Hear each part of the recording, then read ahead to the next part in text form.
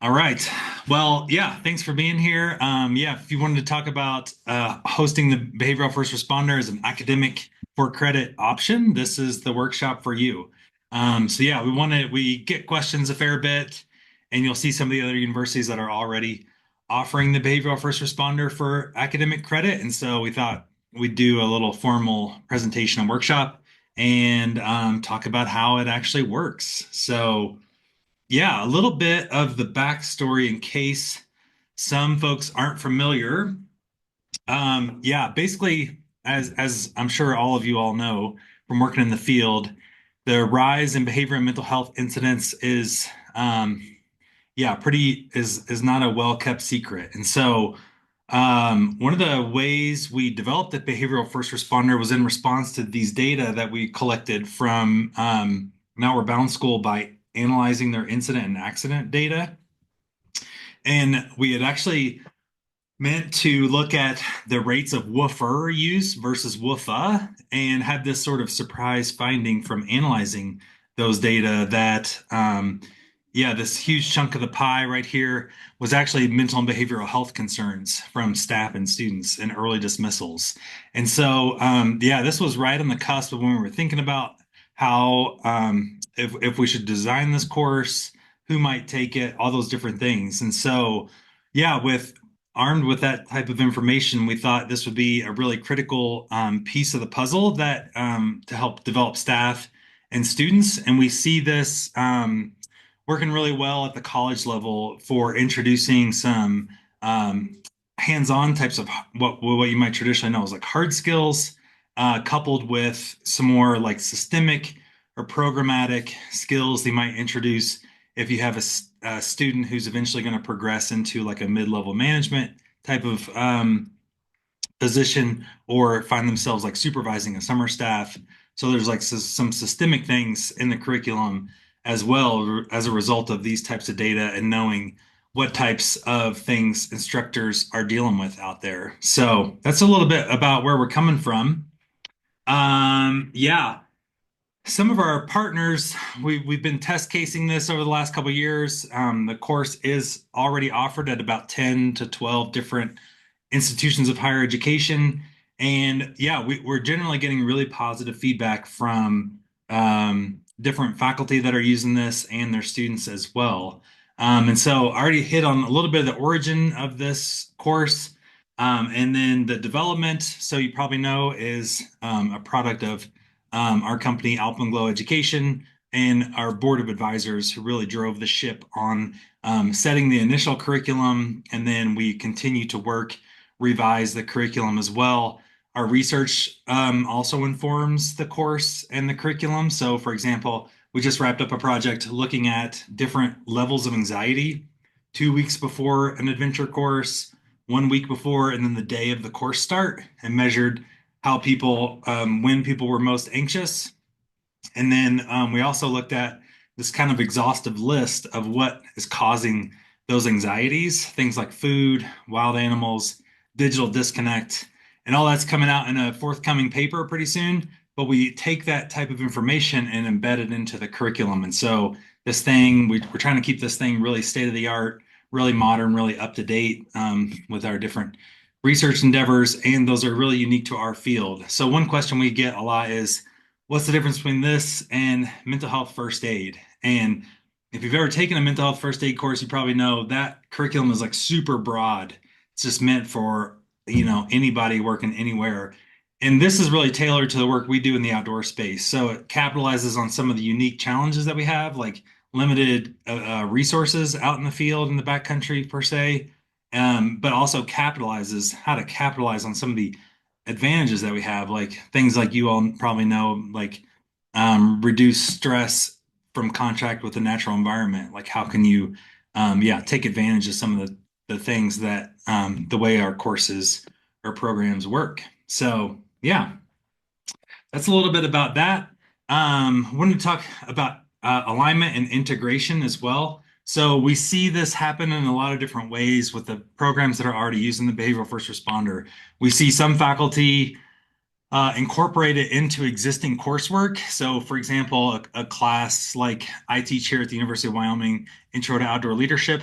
I'll incorporate the level one into that coursework. And it's a really nice complement of the skills that they're already gaining in an introductory type of course like that. And then the level two might be more a standalone 3 credit course, and we'll talk about like the length of these courses in general. But yeah, generally the courses are really well received. We have a lot of student interest. We see students from across the campus coming over to take the courses. So I've had students from psych, social work, education, environmental science, all these different folks coming across from across campus to take this course. So that tells me that there is space in these other disciplines, particularly like a lot of the work we've done is with field research stations and folks that are working in remote settings, collecting data out there, which is really that are impacted from different mental and behavioral health issues that are out there. So we see just a wide range of folks. So if you were to introduce a class on this topic, yeah, we haven't heard of anybody having an issue filling that type of course. So, yeah, and then if you haven't taken a couple folks out there, I know haven't taken a behavioral first responder yet. Our whole curriculum rides on this kind of this respond model. So this is what drives both courses, the level one and the level two.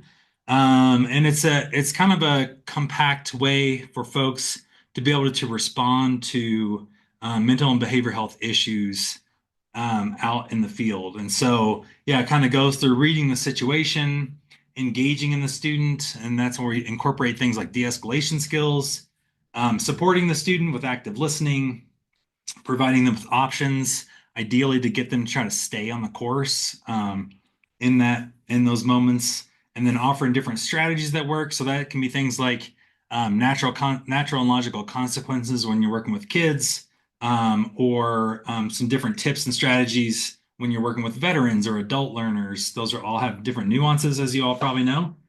And then also, yeah, how to nurture the plan and how you determine success out there. So, not only thinking about like how to promote mental and behavioral health in the moment when they're on your course or on your trail crew, whatever the case is, but also how that promotes or how to promote those skills when they leave. So, teaching them lifelong learning skills, things like journaling that they can do back at home, grounding techniques they can use, different things like that. So, yeah, that's a bit about the curriculum.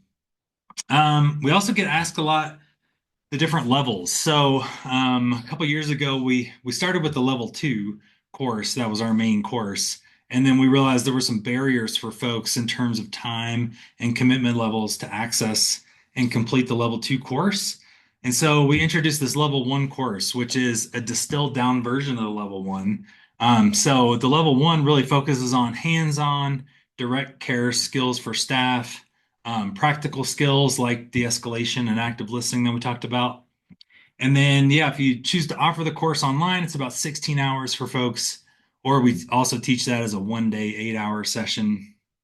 And then the level two is all the content included in the level one, just kind of beefed up. So it's a lot of systematic implications. How do you start your course off on the right foot? Those types of things, some mid-level and higher staff types of things. How do you supervise other staff? That's mixed in there and their mental and behavioral health care challenges. This one is the one that I offer is a 3 credit class, the level two, because it's online. It's 40 hours worth of coursework, and in person we usually do 2 days, 16 hours each day. So it's a little bit about the different levels, a little bit more in depth. So yeah, each one is hands-on, very experiential. The level one, just for your reference, is 25 modules, give or take. That fluctuates as we add or take away or combine modules. So yeah, we're constantly, like I mentioned, updating this curriculum. The level one typically includes, like those hands-on skills, like I mentioned, the de-escalation, conflict resolution, consequences, anxiety reduction, suicidal ideation, non-suicidal self-injury, all those types of things. And then the level two is more that we'll mix in some theory there that can really inform the lens that in which the person works with other students or or in the outdoor space. Those are things like ecological systems theory, theory of planned behavior, all those different things. So that's a little bit about the curriculum. And then another question we get asked a lot is about these different modalities. So we've really worked hard to offer this. I'm a big believer in like the high flex course design. And so we've really tried hard to incorporate that into the behavioral first responder to try to eliminate any barriers any folks might have for taking the course. And so as a faculty member, you can take the course and just offer the fully online version. And we have faculty that choose that option. It's really nice, they tell me, because they don't have to do any course prep for that. It's really just grading some different assessments and getting their folks enrolled in the course. But yeah, no class prep, which I'm a huge fan of as well when I use this curriculum. And so typically they'll have their students work at a self-paced through the 52 modules or the 25 if they're doing the level one. And then usually it's best if you highlight a timeline for which you want the students to work through the course, and there's different benchmark assessments that we've found work really well for doing that as well, which I'll talk about in a minute. Then there's the hybrid model. So I've also done this as well. The most common way is to do a combination of having them do the online modules plus setting up some meeting times throughout the semester. And so this works really well too. So they're working through the modules. Let's say they get a quarter of the way done, and we meet and we practice those skills that they've been learning. So, for example, in the level two, the first quarter, they would do things like de-escalation. So then Alpenglow, we can get you an activity sheet to walk the students through our de-escalation activity that we would normally do in an in-person one. So we can turn over facilitating those activities to you, and we have all these cheat sheets and guides out there for you, which I'll share at the end of the presentation. And then finally, some people like to do the in-person one. And so this works a couple different ways. We can have an Alpenglow member come to you. Usually folks like to do it over a weekend, or we're also offering folks to become a certified trainer now. So it's a new kind of endeavor, new chapter for Alpenglow, but essentially we're bringing people on to meet demand. We're having trouble keeping up and staffing out these courses. So we're taking interest and input from folks that want to just facilitate the learning in person, and that could be any of you all on this call. Yeah, we're asking.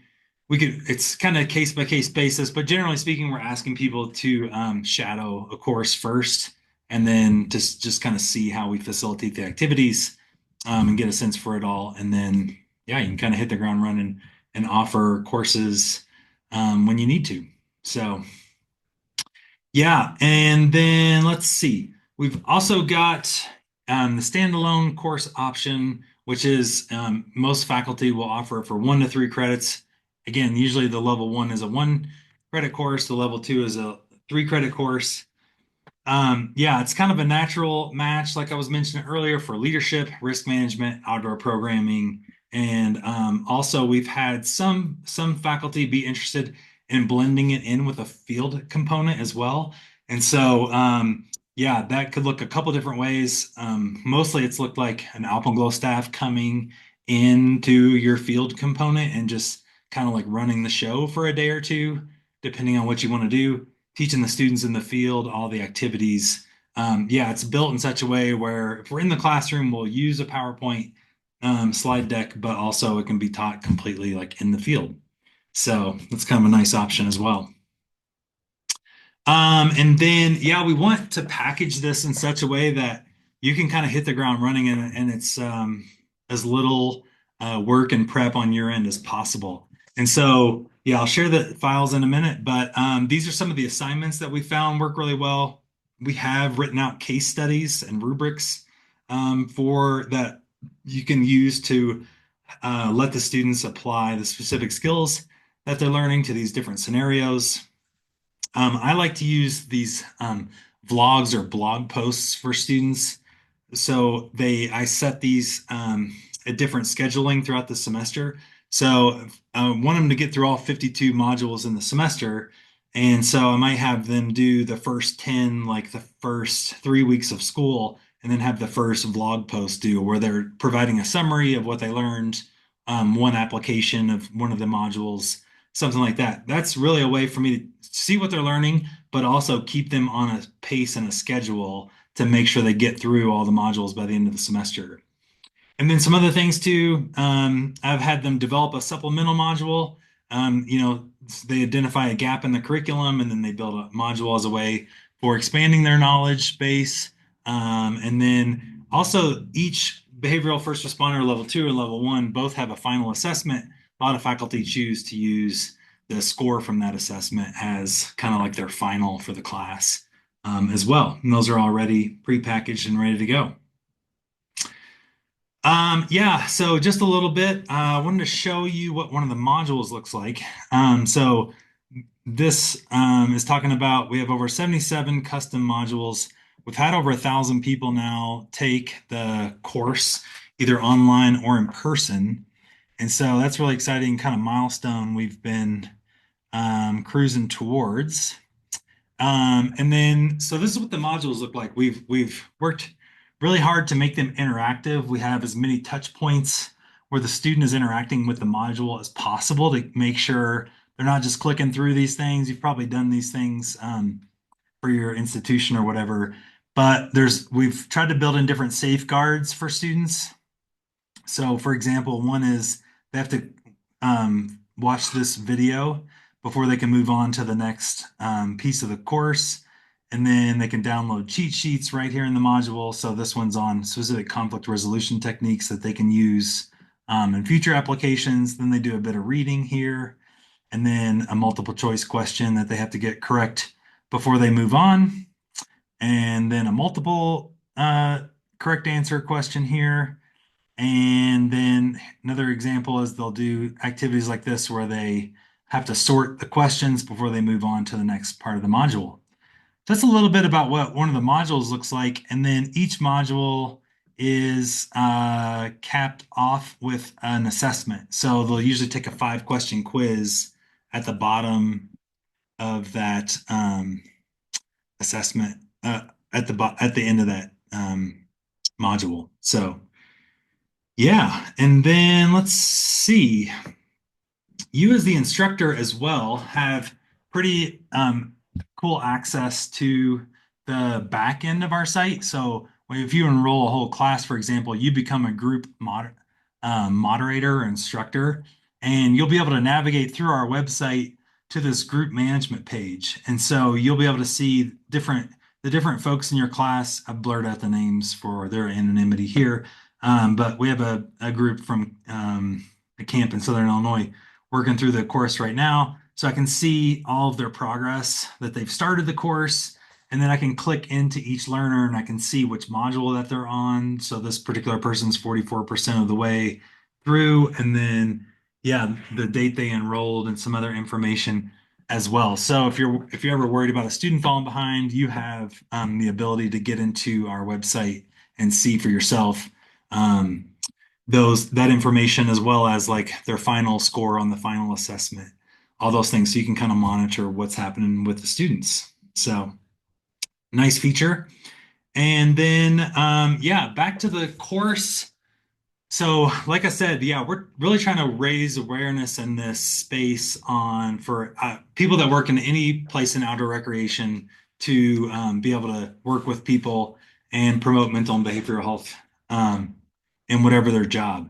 So the behavioral first responder, both the 1 and 2, are good for 3 years, and then they can also renew at a course that's going on in person around the country, or they can renew online as well. So yeah, pretty comparable to the Woofer model if you're familiar with that. And then yeah, we are working on cost structure right now. Basically, right now we're asking, so for online learners, 159 for the level 1, 349 for the level 2, and then in person fluctuates a bit, 289 to 399. We do like to cap the in-person courses, usually minimum of 12, max of 20. We found that people disclose some pretty sensitive information in the in-person course. And so, yeah, that cap at 20 is really beneficial for makes people feel in a small, like they're in a small environment and a little safer to share that type of information. And so, yeah, we've sort of landed on those limits a little bit, but a little bit flexible too, because there's exceptions in the academic world for sure. All right. Well, that's all I've got right now. My contact information, Kurt at alpengloweducation.com, and our phone number are there. And yeah, with that, I'll just say thanks and open it up if you all have any questions.